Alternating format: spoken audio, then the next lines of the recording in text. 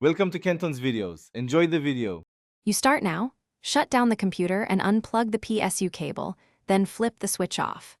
Once done, open the case panel and ground yourself by touching the case or using a strap so static doesn't damage components. Make a quick photo of the card's display and power connectors. This saves time when reinstalling.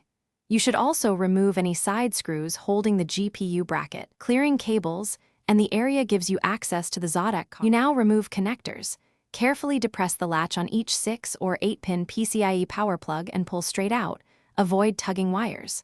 Once power is clear, push the PCIe slot latch to release the card. You may need one finger to hold the latch while wiggling the card free. Next, unscrew the bracket screws at the rear of the case that secure the Zotac card.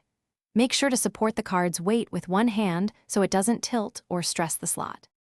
You finish by supporting the card at the bracket and along the PCB, then pull straight out of the PCIe slot with even, steady force. Wiggle only slightly if needed. Once removed, place the Zotac GPU in an anti-static bag or on a non-conductive surface. If the card won't budge, make sure all rear screws are fully removed, the PCIe latch is fully disengaged, and no cables catch the shroud. If still stuck, reseat the case for better access and try again. Thanks for watching. Consider subscribing if we helped you.